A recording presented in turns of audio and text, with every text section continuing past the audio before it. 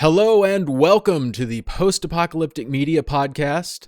I'm your host, Derek the Diplomat, and I'm joined by Shawn the Scavenger Hey, how you doing?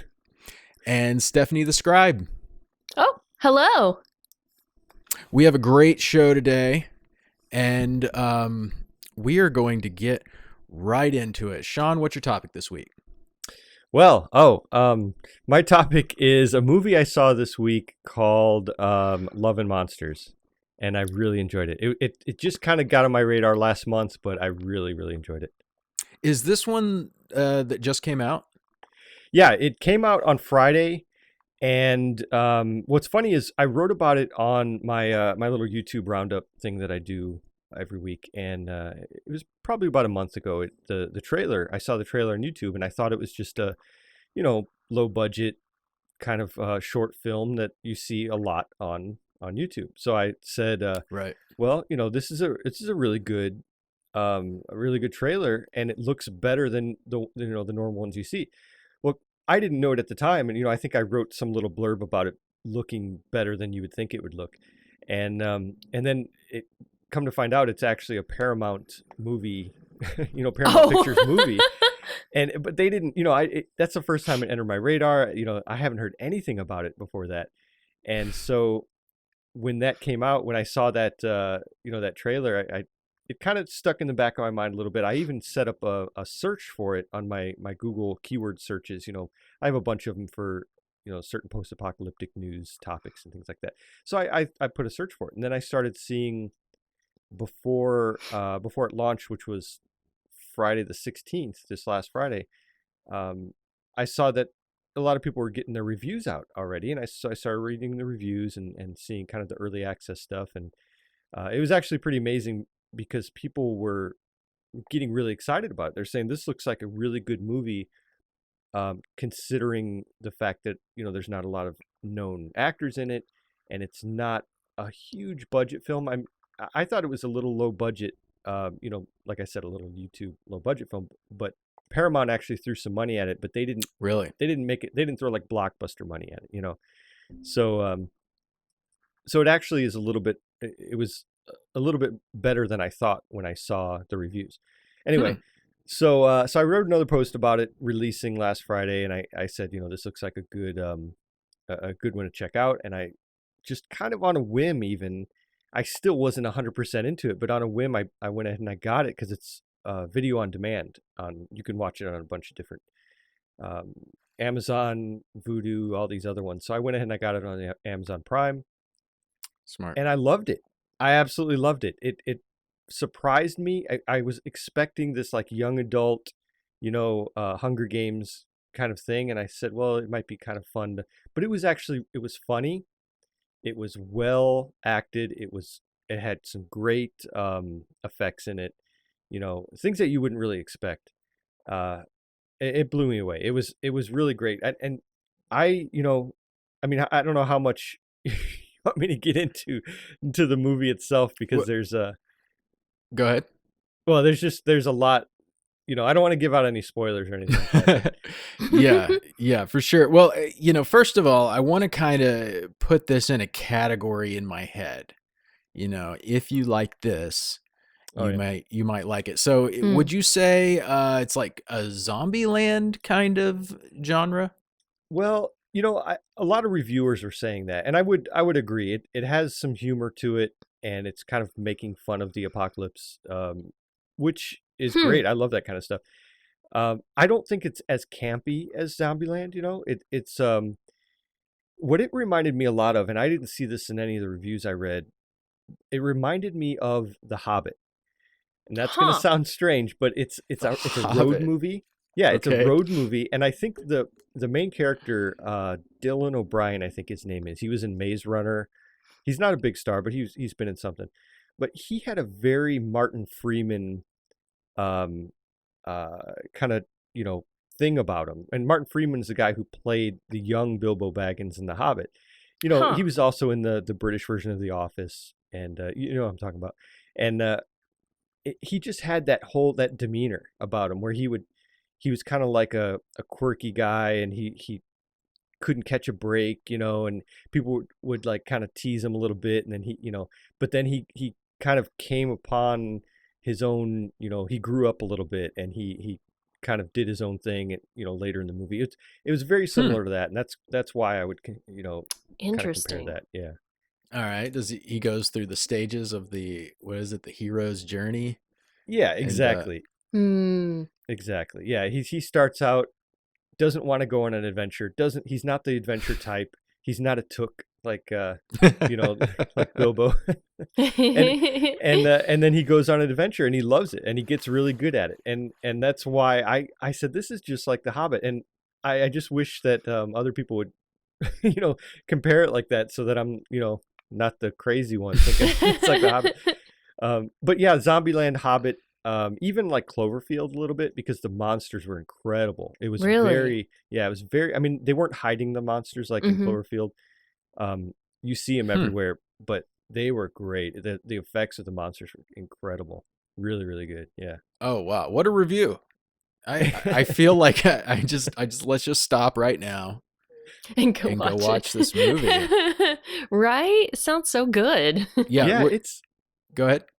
I really enjoyed it. And like I said, I wasn't expecting to. I don't even really like rent movies on demand, like on a whim anyway. It's just kind of one of those things where I thought, well, I could, write about it for the site and things like that. And actually, I think now what I want to do is I want to do more from this, maybe like things you missed in Love and Monsters, or those kind of things, some articles like that, because I think here's two predictions I have for this. Number one, I think it's going to be the breakaway hit of 2020. I'm just saying it right now. And number two, well, there's not a lot out there. There's not. People are saving all the good Everything stuff. was canceled. Yeah, exactly. They're saving it all for next year. And I think that was a great move by Paramount to kind of, everyone's waiting till next year. They were actually originally going to save this till next February, and they in August they just said let's get it out in October. Oh, yeah. And I think that was a great move. My other prediction smart. is there will be a sequel. Okay. You heard it here first, folks. All right. So well, interesting. Those are pretty bold predictions, Shawn. So yes. I'm just gonna do you one up and say there's gonna be a trilogy. Oh wow! How about an Emmy award for? Oh yeah. I mean, thinking now about how delayed things are going to be, is there going to be like even fewer movies to choose from? I don't know what the time period is. Yeah, we should have our own award show. Post-apocalyptic. Not a reward show. Emmys. That wouldn't be as interesting. But I think there's demand for it this year. I think so too. I think, I've been watching a lot of the on-demand stuff because that's kind of my perfect storm is brand new movies coming out and I get to watch them in my living room. Even if I have to pay, I mean, I have 4 kids. Paying $25 for a movie at home is not that bad considering what I would have to pay at a theater. A good point. Yeah, so, it's a lot. You're saving money. Yeah. So, I mean, and you don't have to leave. So I really keep an eye on the on-demand movies when they come out, and I just haven't seen any that really caught my attention. So I think this one, it's just one that I was like, yep, I'm just going to try it out. I'm just going to see. And I was really pleasantly surprised. Nice. Well, just going to put this out there. Ricky Gervais, if you're listening, you have our invitation to come host our award show. And yes. We're not going to put any censorship on you, man. Just whatever you want to say. We are, we are trying to survive this apocalyptic year, fight dystopia, and what a unique opportunity 2020 has brought for those of us who are interested in the apocalypse, because just about everybody else is getting interested in the apocalypse now. Yeah. So with that, I want to intro what has been an incredibly popular segment ever since we aired the first one, Survival Tips. Now, if you remember, our first survival tip was to always carry a poisoned bottle of alcohol with you. That's right. That is mislabeled. Not alcohol, real vodka, whatever you want to put on the side. And that bottle of alcohol is reserved only for people who mug you, and presumably will be drinking the alcohol they took from you, and not like, I don't know, giving it to someone in need, which would be a tragic turn. Yeah. Yeah, that would be terrible. We need some antiseptic. Yeah. Oops, wait, don't grab that one. You could be all passive aggressive about it. I wouldn't if I were you. So this week we're talking about barter resources. This is brought on by, I saw a commercial. Now, normally it's the boomers that kind of go for the gold and silver commercials, but it worked on me. It can work on anybody.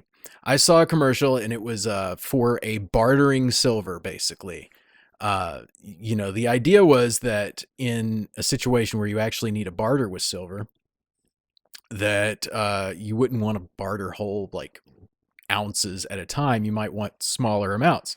So I think it was like Gold Line. Pretty sure it was Gold Line. I ended up reaching out to Gold Line about it, but basically it's like a credit card, and it's thin enough to where you can break off units of silver from this credit card. And anyways, my advice is do not talk to Gold Line sales department. Just don't do it. You're gonna regret it if you do it. Let me just say that. That seemed like a good idea to me, so I started doing more and more research. Here's what I found. First of all, if you want small portions of silver for bartering, don't buy a credit card that you snap. They make little tiny coins. Just buy those. You'll save money. You'll save the energy of snapping these things off. And the snap-offs aren't even, as, they're going to have jagged edges and stuff. It's not nearly as good. Another bit of information is that there is a company that prints gold into paper money. And presumably, they have gold they weave into the dollar, basically. And if you have they even have higher denominations. So like if you have a $1 gold, or it has X amount of gold. If you have a 50, it has 50 times that amount in that bill, and presumably you can recover it. There's mixed stories about how much actually useful metal you can get back out of these. There's some loss involved, but those are some ideas for useful bartering tools in the apocalypse. And to all that I say, shenanigans. That's right. I'm calling shenanigans on the whole rare metals philosophy of bartering in the post-apocalypse. Let me just say this. If you come at me and I have, something you want, canned goods, bullets, medicine, whatever, services, and you're offering metals, I'm probably not going to accept that. I would prefer food, anything I can use. So I don't think that it's here's another thing. I still bought some silver, presumably for barter purposes, to tell the truth. I didn't take this advice. So if you look, this is what it's supposed to look like. Some good silver. And if you notice around the edges, there's this gunk. That's not like gross, like a Coke I spilled on there. That's a natural occurring thing that silver does when it comes in contact with like your hand oil. So even holding silver degrades it to a point. Now this can be fixed. You can, basically get rid of all the gunk and be left with effectively the same amount of silver. But to show you how bad it gets, this is the other side of that coin. And all that is from is, and by the way, if you're just on the podcast, what you're seeing is on one side, it's like a bluish hue. On the other side, there's like some brownish, orangish gunk that looks like earwax on it. And this is just what happens to silver when you touch it with normal human hands. So, if you take this to the local warlord, he's going to be like, kill him, it's fake silver. And that's going to be that. So I suggest do not use precious metals in your bug out / post-apocalyptic survival plan necessarily. Instead, let's see here.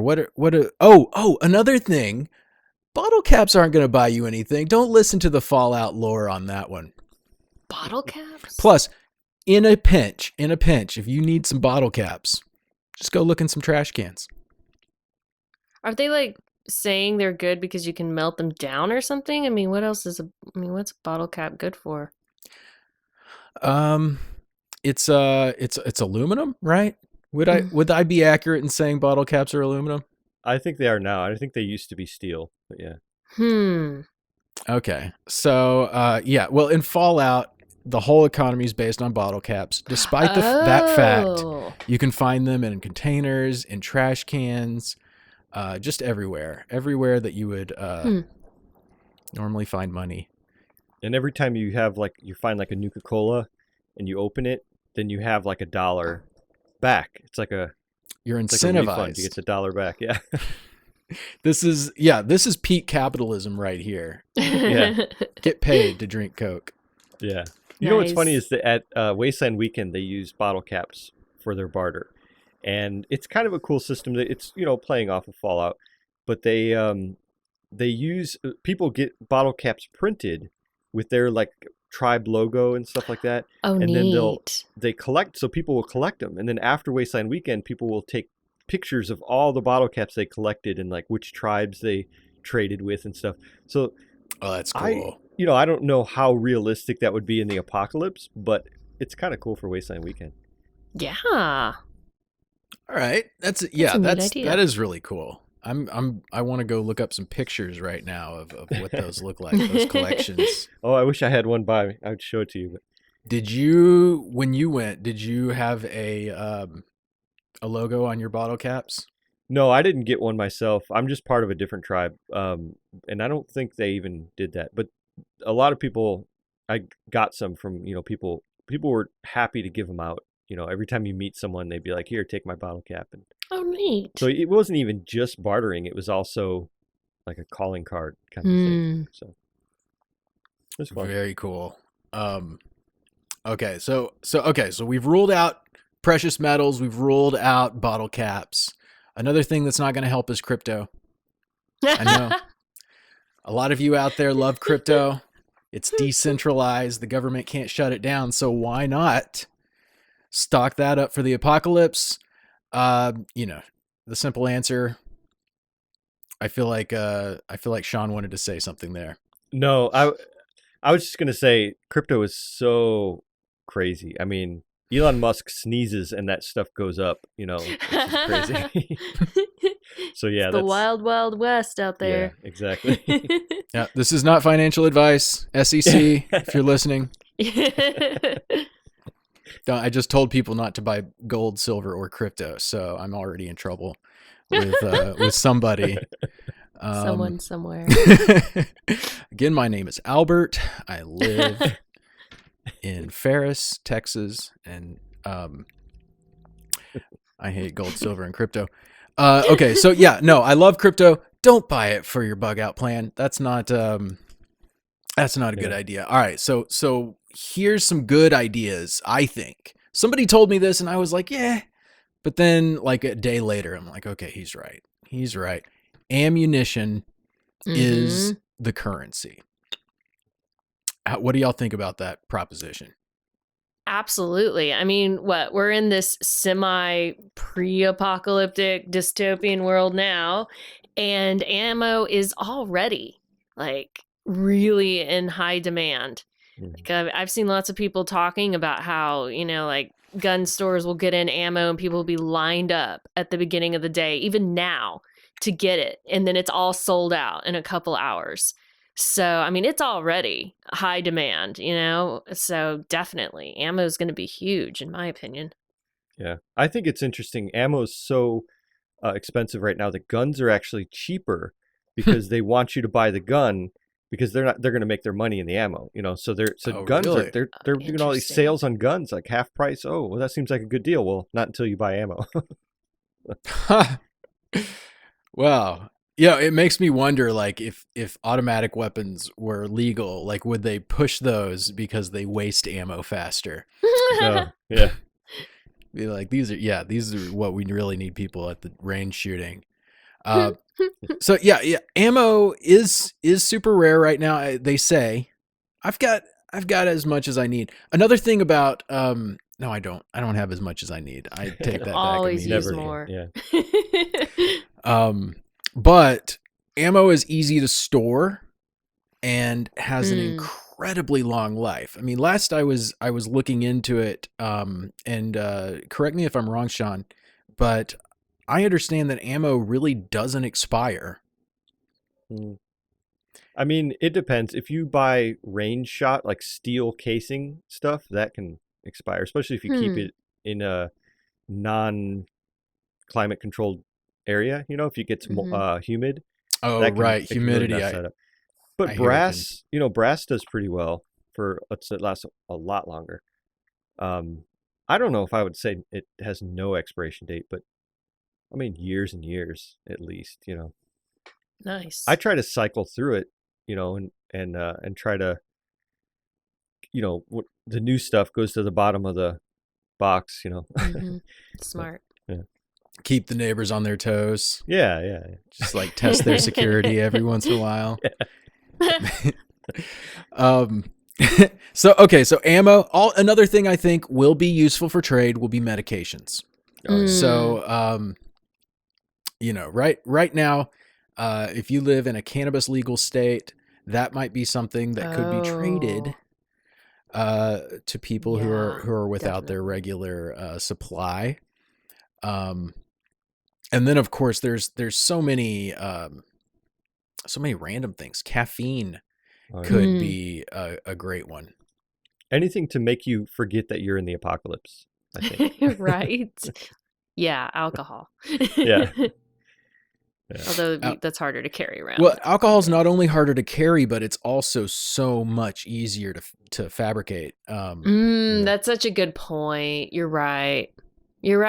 So yeah, people would be more likely to have local supplies of alcohol and cannabis, but for that matter, than they would maybe coffee or so Tylenol or something. Yeah.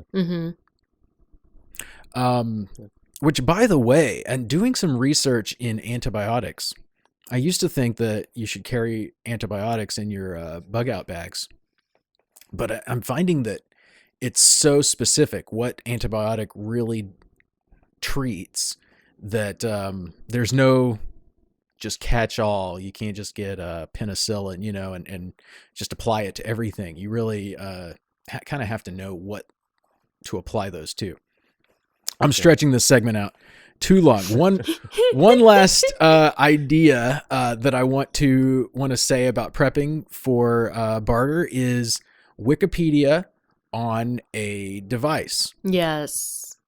So there is an article on our site that will tell you how to put Wikipedia onto your device, say a phone or a tablet, in such a way that when the internet inevitably shuts down and you have no cell service or internet access, then you still have the entirety of Wikipedia available to you with pictures. That is, I'm going to say, is a good thing to have in your bug out bag. It is a bad thing to barter with. And here's why. There is a episode of Z Nation that demonstrates this really well. In that episode, they're at a bar and they're kind of down on their luck, and this guy comes in and he's in the coolest tactical gear and he has the best weaponry, and they go and look outside and he has a beautiful Hummer with all the best weapons, and upgrades. And Z Nation's been out long enough, I can spoil this aspect of it. Yeah. He gets murdered very soon afterwards, and all of his awesome stuff is taken from him. I think if you do take the time and effort to make Wikipedia offline, you have to hide that you have that. Mm. Nobody can know until your security is sweet. Yeah. Otherwise, people might kill you for it. That makes sense. It really does. Yeah. All right. You know what? That went a little longer than what I expected it to. Trying to keep these short and sweet. But I'm just going to run into my next segment real quick. It's going to be really quick. I'm going to talk about Attack on Titan.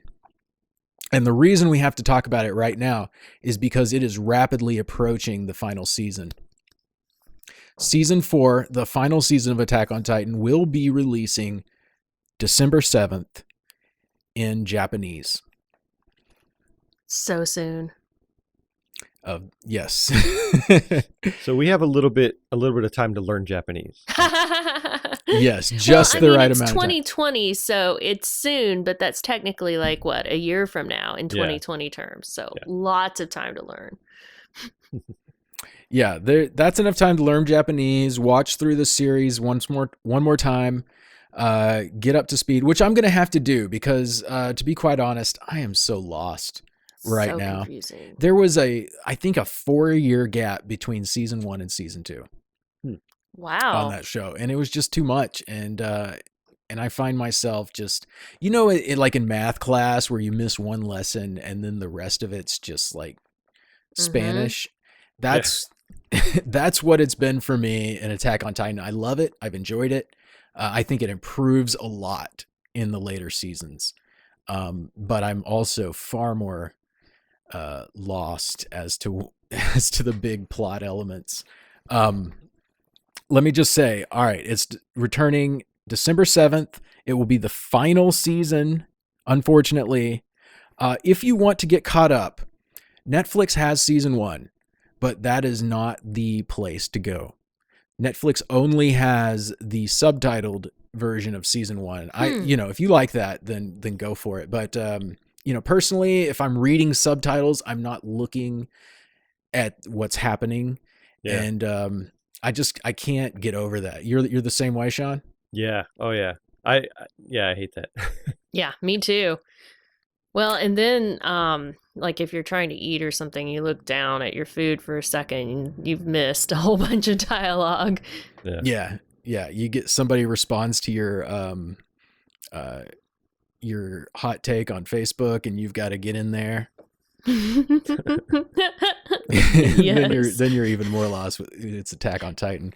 Attack on Titan. I considered doing like a brief like overview of the series. I'm not going to do that. It's impossible to describe Attack on Titan. But try to check it out. If you're interested in anime, if you have any interest in anime, try to check it out. If you like horror, it might be a good one for you as well. Yeah. It's pretty graphic and the mystery is pretty deep.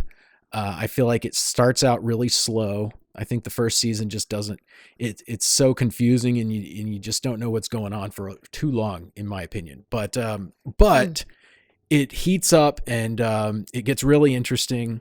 I am really excited for season 4. I'll just say that where the story left me at the end of season 3 left me so hungry to know what happens next. If you want to do that, if you want to get caught up, the place to go is Hulu. You got to go to Hulu.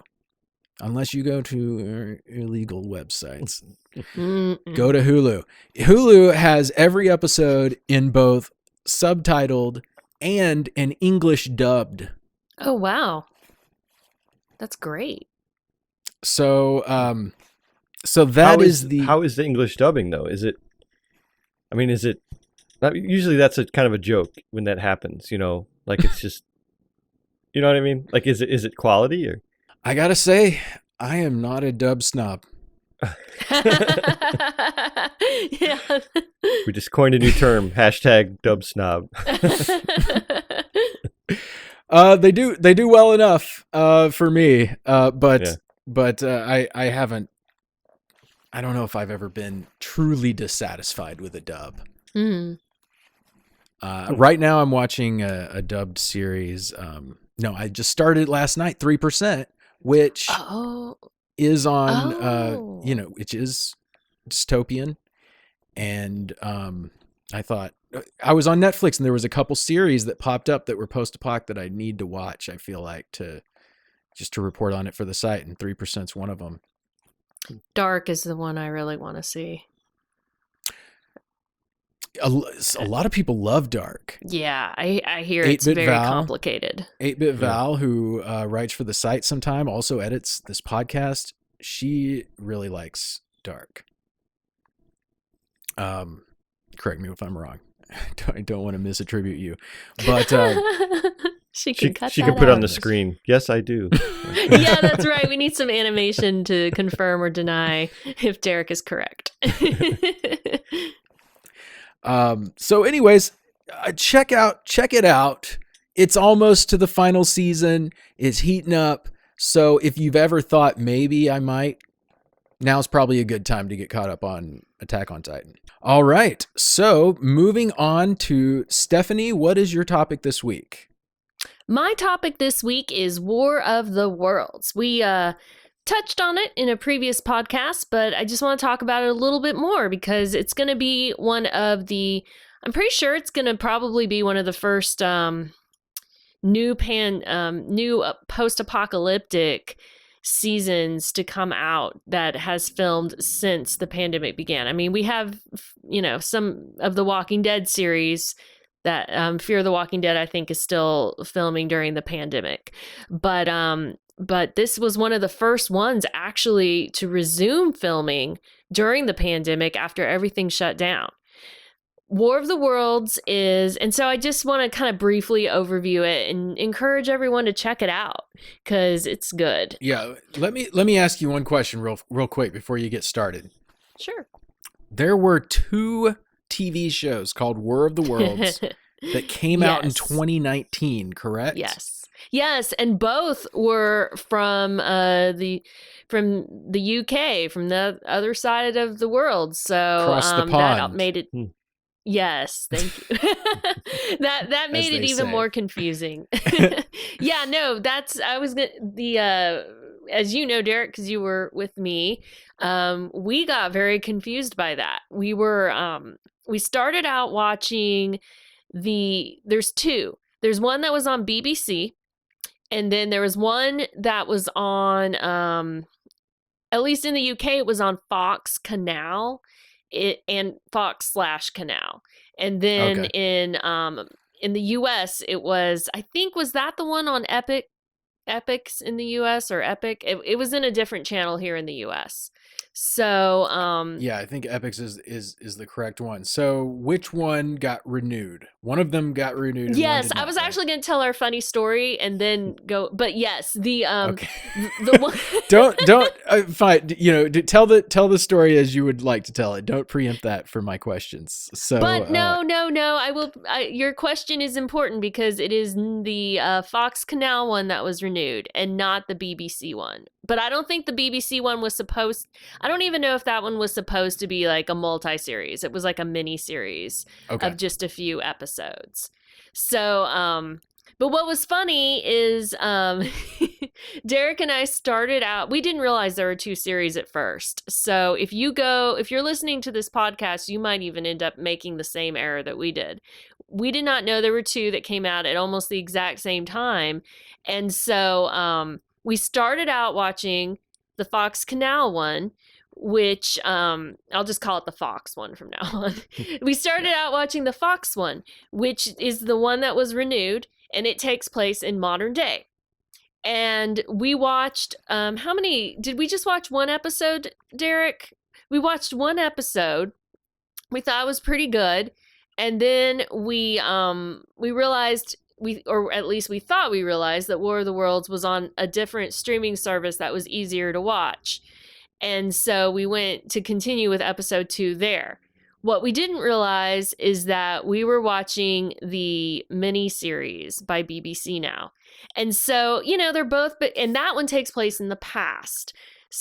So we, they're both based on War of the Worlds, so there are a lot of similarities, a lot of things that happened in the first one were still happening and in the second episode. But the whole time we were watching the second episode, Derek and I were so confused. We were trying to figure out, like, why are they now doing a flashback, and why are all the characters different, but the same things are happening, and what did we miss? And is what, and there's this little boy who was like writing something, and so we thought maybe he was just telling a story about the future, and that was what we watched in the first episode.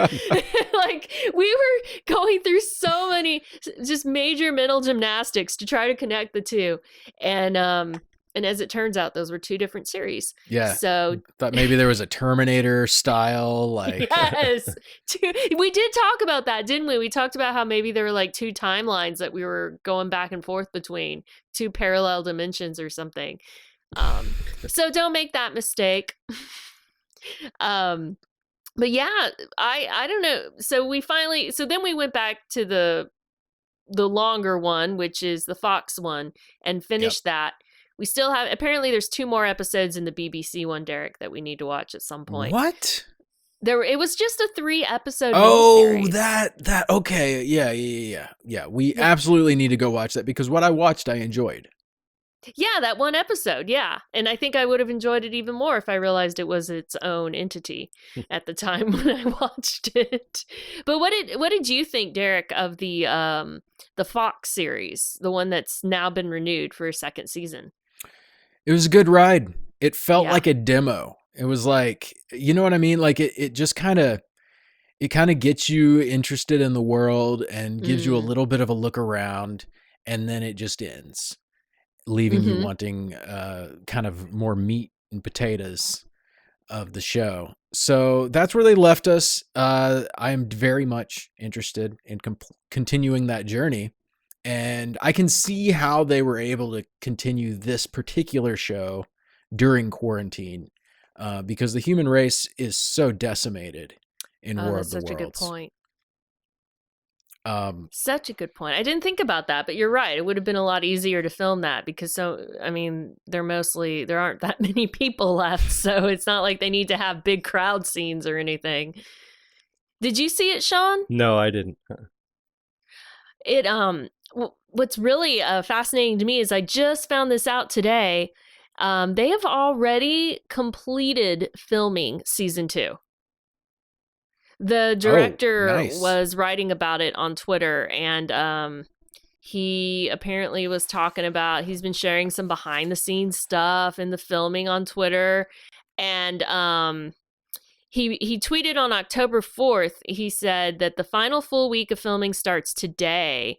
And he said, COVID has been a bugger to steer around. Crew shattered, close to broken, myself included. But filming possible, and industry must continue to be bold. So it was not easy. Was it all stunt doubles? Just like the whole cast? I mean, apparently it was like really hard to do all that filming during the pandemic. He said on October 14th, he wrote, made it 13 weeks, shoot over, 60 plus COVID tests, 12 hours a day in masks, shooting in France, London, Wales. COVID ever present, but protocols held firm even with 50 extras. We were perhaps lucky with timing, but it can work. Shows need to be prepping now for spring 2021 shoot. Huh. So, well, that's commitment. That's commitment. 12 hours a day, wearing masks, shooting during COVID. It almost makes the quality of the show like better without actually changing the quality. You're just like, wow, okay, they paid a price. Right? You've got to wonder if like filming an apocalyptic series during some, how this dystopian world right now, it's got to feel a little surreal, right? You're filming about the end of mankind and all, and having to take all these precautions. And I know that I saw this Instagram post from Fear the Walking Dead where they were wearing masks and they were just talking about how surreal it was on Instagram. So I guess they're doing some filming right now. So this I'm really interested in seeing season 2 because of War of the Worlds. Because yeah, it sounds like they sacrificed in a lot to make it and win through a lot. Yeah. When did you say it's coming out? That I don't know. I don't have that information. We need a bribe. I guess it depends on if they have to do a lot of post-production or how long that takes. If they just finished filming on the 14th, so a week ago, okay, could still be a little while. I do need to look that up though and see if that information's available. That is exciting. Before we break for the week, I want to ask Shawn, what is going on in Adam RPG right now for you? Actually, I haven't played since the last time we talked about it. So. Oh wow, okay. Well, yeah, so I'm not sure. Every bathroom break since last week has been Adam RPG for me. Oh really? Yes. So I've been playing it a lot, and boy, oh boy, I tell you, they really take the build your way up mentality on that game. That's the mobile version? Yeah. Okay, yeah. Yeah, I'm playing the mobile version, and I've probably put at least 5 to 8 hours into it at this point, and I'm still so weak and can barely hit anything. I can't hit the broadside of a barn with any weapon. Yeah. I struggle to kill a rat, and that's kind of where I'm at. It's pretty hardcore. I mean, it's a Russian game, and they don't mess around, so yeah, it's pretty hardcore. It's very Russian game, and I like there's a lot of like philosophy. Half the people you meet on the world map have some philosophical stuff they want to discuss with you. Yeah. And I really appreciate it. It makes you feel like everybody's smarter. Have you played the PC version? I haven't. I think they did a pretty good job with the mobile version. It's Adam RPG light, but it's a good representation. Yeah.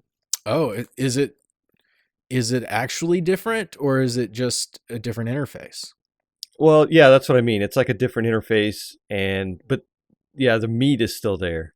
So yeah, that's what I mean. They did a good job. Yeah, it's crazy. On my phone, playing a game of that caliber, it really is an accomplishment. Yeah. Yeah, I think that when I play like Skyrim on my iPad or something, I'm like, this is crazy. But then you think, how old Skyrim is. It's like, well, I guess, I guess it's not that far-fetched. But Right. Yeah, it's not like, you remember Tamagotchi? Oh, yeah. They were so simple, those little games. Yeah. Flashback there. Sometimes I feel like kids should just have to go through the video game evolution. Yeah, we did. Yeah. Make them earn it. You got to beat Battletoads before you can even get your Super Nintendo. Okay. Start out with the text-based games first. Oh yeah, and then go through the full evolution before they can read. You're like, get through Zork. And they're like, what? What are you talking about? Yes. Somebody should make that. Somebody should make. You know how they had like Mavis teaches typing. Mm-hmm. There should be like Dungeon Master teaches typing. Oh yeah. Don't steal that. I know all of our podcast listeners right now are rushing to the patent office, and just know I already beat you. I already got it in. There's some lag between shooting this and you hearing it, and in that time, I've locked it down. Yes. Well, on that note, we are going to wrap up. I just want to let all the listeners at home know that we have a calendar now. And on that calendar, you're going to see when Attack on Titan comes out. You're going to see when all sorts of it. The Stand is coming out in December, right? Yeah. Huge post-apoc show. And you may have... Go ahead. Our calendar just reminded me that the Drone Swarm game just came out today. Oh, yeah. That was today. Yeah. So all sorts of stuff you may not even know about. You just pull it into your calendar. If you use a Google Calendar, you use a calendar on your phone, there is a way to put that calendar automatically into your device with our updates automatically populating in there. And that way you won't miss anything really super important, except for the super important stuff we don't put on the calendar. What I think is cool too is that it keeps all the old stuff. So if you're like, when did that game come out or when did that movie come out, you can go back and actually look. And, the calendar has little dots there for when an event happened. So you just click on it. And yeah, I think that's pretty cool. Nice. It's a game changer. Yeah. It's will never be the same. So yeah, you can do that. It's on the sidebar of our website. It's on the header of our website. You can go straight to the calendar, and we're going to be updating that and keeping that for all of you guys. So please, if you're interested, sign up for that. Import that into your calendar. If you need help, call Shawn. He'll walk you through it. Yes, or email Shawn. He's always available. It's Derek at.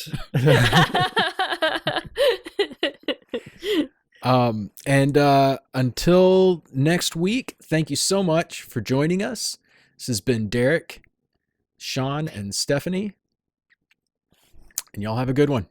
Bye-bye. Bye.